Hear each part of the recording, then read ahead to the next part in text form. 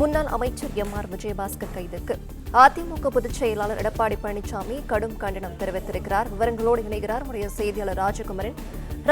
வணக்கம். இது பற்றிய கூடுதல் விவரங்கள். நில மோசடி குற்றச்சாட்டில் ஒரு மாதத்திற்கு மேலாக தனிப்படையினரால் தேடப்பட்டு வந்த அதிமுகவை சார்ந்த முன்னாள் அமைச்சர் எம்.ஆர். விஜயபாஸ்கர் கேரளாவின் திருச்சூரில் வைத்து சற்று முன்பாக தனிப்படையினரால் கைது செய்யப்பட்டுள்ளதாக தகவல் வெளியாகி இருக்கின்றது. இந்த நிலையில் இந்த கைது சம்பவத்திற்கு கண்டனம் தெரிவித்து அதிமுக பொதுச் செயலாளர் எடப்பாடி பழனிசாமி தன்னுடைய அறிக்கையினை வெளியிட்டிருக்கின்றார்.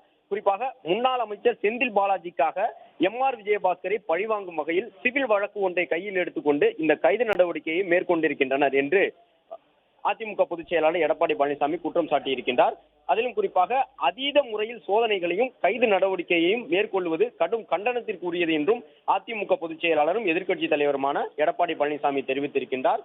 செந்தில் பாலாஜிக்காக பழிவாங்க வேண்டும் என்ற ஒரே நோக்கத்துடன் சிவில் வழக்கு ஒன்றை கையில் வைத்துக் கொண்டு அதீத முறையில் சோதனைகளையும் கைது நடவடிக்கையையும் மேற்கொள்வது கடும் கண்டனத்திற்குரியது என்று குறிப்பிட்டுள்ள அவர், அரசியல் காழ்ப்புணர்வோடு அரசு ஏவக்கூடிய பொய் வழக்குகள் அனைத்தையும் சகோதரர் எம்.ஆர். விஜயபாஸ்கர் சட்டப்பூர்வமாக சந்தித்து வெல்லுவார் என்றும் குறிப்பிட்டு இந்த பதிவினை வெளியிட்டுள்ளார்.